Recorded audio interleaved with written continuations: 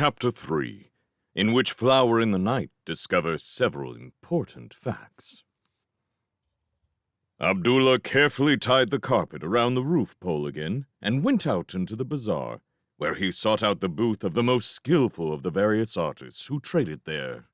After the usual opening courtesies, in which Abdullah called the artist Prince of the Pencil and Enchanter with Chalks, and the artist retorted by calling Abdullah Cream of Customers and Duke of Discernment, Abdullah said, "I want drawings of every size, shape, and kind of man that you have ever seen.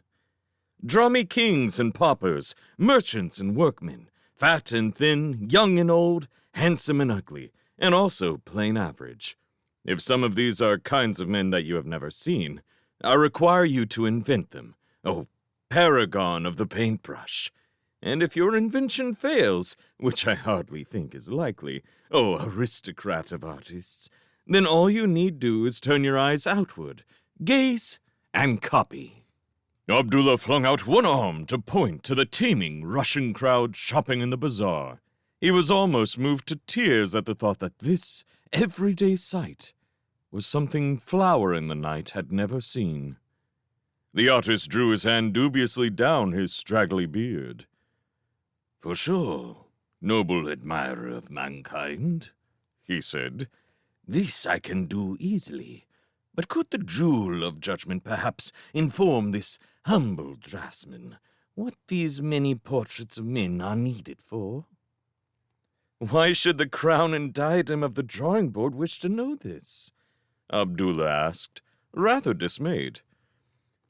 "Assuredly, the chieftain of customers will understand that this crooked worm needs to know what medium to use," the artist replied. In fact, he was simply curious about this most unusual order. "Whether I paint in oils on wood or canvas, in pen upon paper or vellum, or even in fresco upon a wall, depends on what this pearl among patrons wishes to do with the portraits." Paper, please," Abdullah said hastily. He had no wish to make his meeting with Flower in the Night public. It was clear to him that her father must be a very rich man, who would certainly object to a young carpet merchant's showing her other men besides this Prince of Orkistan. "The portraits are for an invalid who has never been able to walk abroad as other men do." "Then you are a champion of charity," said the artist, and he agreed to draw the pictures for a surprisingly small sum. No, child of fortune, do not thank me," he said when Abdullah tried to express his gratitude. "My reasons are 3. First, I have laid by me many portraits which I do for my own pleasure, and to charge you for those is not honest, since I would have drawn them anyway. Second, the task you set is 10 times more interesting than my usual work, which is to do portraits of young women or the bridegrooms, or of horses and camels, all of whom I have to make handsome, regardless of reality. Or else to paint rows of sticky children whose parents wish them to be seen like angels, again, regardless of reality. And my third reason is that I think you are mad, most noble of customers, and to exploit you would be unlucky." It became known almost immediately all over the bazaar that young Abdullah, the carpet merchant, had lost his reason and would buy any portraits that people had for sale. This was a great nuisance to Abdullah. For the rest of the day he was constantly being interrupted by persons arriving with long and flowery speeches about this portrait of their grandmother, which only poverty would induce them to part with, or this portrait of the Sultan's racing camel, which happened to fall off the back of a cart, or this locket containing a picture of their sister. It took Abdullah much time to get rid of these people, and on several occasions he did actually buy a painting or drawing, if the subject was a man. That, of course, kept people coming. "Only today. My offer extends only until sunset today," he told the gathering crowd at last. Let all with a picture of a man for sale come to me an hour before sunset, and I will buy. But only then." This left him a few hours of peace in which to experiment with the carpet. He was wondering by now if he was right to think that this visit to the garden had been any more than a dream, for the carpet would not move. Abdullah had naturally tested it after breakfast by asking it to rise up 2 feet again, just to prove that it still would, and it simply lay on the floor. He tested it again when he came back from the artist's booth, and still it just lay there. "Perhaps I have not treated you well," he said to it. "You have remained with me faithfully in spite of my suspicions, and I have rewarded you by tying you around a pole. Would you feel better if I let you lie free on the floor, my friend? Is that it?" He left the carpet on the floor, but it still would not fly. It might have been any old hearthrug. Abdullah thought again, in between the times when people were pestering him to buy portraits. He went back to his suspicions of the stranger who had sold him this carpet, and to the enormous noise that had just happened to break out in Jamal's stall at the precise moment when the stranger ordered the carpet to rise. He recalled that he had seen the man's lips move both times, but had not heard all that was said. "That is it!" he cried out, smashing his fist into his palm. "A code word needs to be spoken before it will move, which, for reasons of his own, no doubt highly sinister, this man withheld from me. The villain! And this word I must have spoken in my sleep." He rushed to the back of his booth and rummaged out the tattered dictionary he had once used at school. Then, standing on the carpet, he cried out, "Aardvark, fly, please!" Nothing happened, either then or for any word beginning with A. Doggedly, Abdullah went on to B, and when that did no good, he went on again, through the whole dictionary. With the constant interruptions from portrait sellers, this took him some time. Nevertheless, he reached Zymurgy in the early evening without the carpets having so much as twitched. "Then it has to be a made-up word, or a foreign one," he cried out feverishly. It was that, or believe that flower in the night was only a dream after all. Even if she was real, his chances of getting the carpet to take him to her seemed slimmer by the minute. He stood there, uttering every strange sound and every foreign word he could think of, and still the carpet made no move of any kind. Abdullah was interrupted again an hour before sundown by a large crowd gathering outside, carrying bundles and big flat packages. The artist had to push his way through the crowd with his portfolio of drawings. The following hour was hectic in the extreme. Abdullah inspected paintings, rejected portraits of aunts and mothers, and beat down huge prices asked for bad drawings of nephews. In the course of that hour, he acquired, beside the 100 excellent drawings from the artist, 89 further pictures, lockets, drawings, and even a piece of wall with a face daubed on it. He also parted with almost all the money he had left over after buying the magic carpet. If it was magic. It was dark by the time he finally convinced the man who claimed that the oil painting of his fourth wife's mother was enough like a man to qualify that this was not the case, and pushed him out of the booth. He was by then too tired and wrought up to eat. He would have gone straight to bed had not Jamal, who had been doing a roaring trade selling snacks to the waiting crowd, arrived with tender meat on a skewer. "I do not know what has got into you," Jamal said. "I used to think you were normal, but mad or not, you must eat." "There is no question of madness," Abdullah said. "I have simply decided to go into a new line of business." But he ate the meat. At last, he was able to pile his 189 pictures onto the carpet and lie down among them. "Now listen to this," he told the carpet. "If by some lucky chance I happen to say your command word in my sleep, you must instantly fly me to the night garden of Flower in the Night." That seemed the best he could do. It took him a long time to get to sleep. He woke to the dreamy fragrance of night flowers and a hand gently prodding him. Flower in the Night was leaning over him. Abdullah saw she was far lovelier than he had been remembering her. "You really did bring the pictures," she said. "You are very kind." "I did it!" Abdullah thought triumphantly. "Yes," he said. "I have 189 kinds of men here. I think this ought to give you at least a general idea." He helped her unhook a number of the golden lamps and put them in a ring beside the bank. Then Abdullah showed her the pictures, holding them under a lamp first and then leaning them up against the bank. He began to feel like a pavement artist. Flower in the Night inspected each man as Abdullah showed him, absolutely impartially and with great concentration. Then she picked up a lamp and inspected the artist's drawings all over again. This pleased Abdullah. The artist was a true professional. He had drawn men exactly as Abdullah asked, from a heroic and kingly person, evidently taken from a statue, to the hunchback who cleaned shoes in the bazaar, had even included a self-portrait halfway through. "Yes, I see," Flower in the Night said at last. "Men do vary a lot, just as you said. My father is not at all typical, and neither are you, of course." "So you admit I am not a woman?" said Abdullah.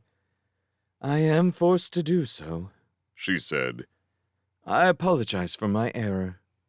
Then she carried the lamp along the bank, inspecting certain of the pictures a third time. Abdullah noticed, rather nervously, that the ones she had singled out were the handsomest. He watched her leaning over them with a small frown on her forehead and a curly tendril of dark hair straying over the frown, looking thoroughly intent. He began to wonder what he had started. Flower in the Night collected the pictures together and stacked them neatly in a pile beside the bank. "It is just as I thought," she said. "I prefer you to every single one of these. Some of these look far too proud of themselves, and some look selfish and cruel. You are unassuming and kind. I intend to ask my father to marry me to you, instead of to the prince in Okistan. Would you mind?" The garden seemed to swirl around Abdullah in a blur of gold and silver and dusky green. I think that might not work," he managed to say at last. "Why not?" she asked. "Are you married already?" No, he said. "It is not that. The law allows a man to have as many wives as he can afford, but—" The frown came back to Flower in the Night's forehead. "How many husbands are women allowed?" she asked. "Only one," Abdullah said, rather shocked. "That is extremely unfair," Flower in the Night observed musingly. She sat on the bank and thought. "Would you say it is possible that the prince in Okistan has some wives already?" Abdullah watched the frown grow on her forehead, and the slender fingers of her right hand tapping almost irritably on the turf. He knew he had indeed started something. Flower in the Night was discovering that her father had kept her ignorant of a number of important facts. "If he is a prince," Abdullah said rather nervously, "I think it entirely possible that he has quite a number of wives. Yes." "Then he is being greedy," Flower in the Night stated. "This takes a weight off my mind. Why did you say that my marrying you might not work? You mentioned yesterday that you are a prince as well." Abdullah felt his face heating up, and he cursed himself for babbling out his daydream to her. Though he told himself that he had every reason to believe he was dreaming when he told her, this did not make him feel any better. "True, but I also told you I was lost and far from my kingdom," he said. "As you might conjecture, I am now forced to make my living by humble means. I sell carpets in the bazaar of Zanzib. Your father is clearly a very rich man. This will not strike him as a fitting alliance." Flower in the Night's fingers drummed quite angrily. You speak as if it is my father who intends to marry you, she said. What is the matter? I love you. Do you not love me? She looked into Abdullah's face as she said this. He looked back into hers, into what seemed an eternity of big dark eyes. He found himself saying, yes. Flower in the Night smiled. Abdullah smiled. Several more moonlit eternities went by. I shall come with you when you leave here, Flower in the Night said. Since what you say about my father's attitude to you could well be true, we must get married first and tell my father afterward. Then there is nothing he can say. Abdullah, who had some experiences of rich men, wished he could be sure of that. It may not be quite that simple, he said. In fact, now I think about it, I am certain our only prudent course is to leave Zanzib. This ought to be easy, because I do happen to own a magic carpet. There it is, up on the bank. It brought me here. Unfortunately, it needs to be activated by a magic word, which I seem only able to say in my sleep. Flower in the Night picked up a lamp and held it high so that she could inspect the carpet. Abdullah watched, admiring the grace with which she bent toward it. It seems very old, she said. I have read about such carpets. The command word will probably be a fairly common word pronounced in an old way. My reading suggests these carpets were meant to be used quickly in an emergency, so the word will not be anything too out of the way. Why do you not tell me carefully everything you know about it? Between us, we ought to be able to work it out. From this, Abdullah realized that Flower in the Night, if you discounted the gaps in her knowledge, was both intelligent and very well educated. He admired her even more. He told her, as far as he knew them, every fact about the carpet, including the uproar at Jamal's stall which had prevented him hearing the command word. Flower in the Night listened and nodded at each new fact.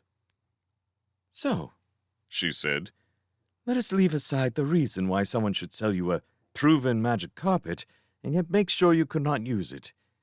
That is such an odd thing to do that I feel sure we should think about it later.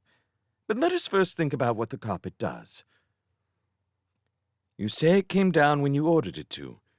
Did the stranger speak then? She had a shrewd and logical mind. Truly, he had found a pearl among women, Abdullah thought. I am quite sure he said nothing, he said. Then, said Flower in the Night, the command word is only needed to start the carpet flying. After that, I see two possibilities. First, that the carpet will do as you say until it touches ground anywhere, or, second, that it will in fact obey your command until it is back at the place where it first started. That is easily proved, Abdullah said. He was dizzy with admiration for her logic. I think the first possibility is the correct one. He jumped on the carpet and cried experimentally, Up and back to my booth! No, don't wait! Flower in the Night cried out at the same instant. But it was too late. The carpet whipped up into the air and then away sideways with such speed and suddenness that Abdullah was first thrown over on his back, with all the breath knocked out of him. And then he found himself hanging half over its frayed edge at what seemed a terrifying height in the air. The wind of its movement took his breath away as soon as he did manage to breathe. All he could do was to claw frantically for a better grip on the fringe at one end. And before he could work his way back on top of it, let alone speak, the carpet plunged downward, leaving Abdullah's newly gained breath high in the air above, barged its way through the curtains of the booth, half smothering Abdullah in the process, and landed smoothly, and very finely, on the floor inside. Abdullah lay on his face, gasping with dizzy memories of turrets whirling past him against a starry sky. Everything had happened so quickly that at first all he could think of was that the distance between his booth and the night garden must be quite surprisingly short. Then, as his breath did at last come back, he wanted to kick himself. What a stupid thing to have done! He could have at least waited until Flower in the Night had had time to step on the carpet, too. Now Flower in the Night's own logic told him that there was no way to get back to her but to fall asleep again and, once more, hope he chanced to say the command word in his sleep. But, as he had already done it twice, he was fairly sure that he would. He was even more certain that Flower in the Night would work this out for herself and wait in the garden for him. She was intelligence itself, a pearl among women. She would expect him back in an hour or so. After an hour of alternately blaming himself and praising Flower in the Night, Abdullah did manage to fall asleep. But alas, when he woke, he was still face down on the carpet in the middle of his own booth. Jamal's dog was barking outside, which was what had woken him up. "Abdullah!" shouted the voice of his father's first wife's brother's son. "Are you awake in there?" Abdullah groaned. This was all he needed.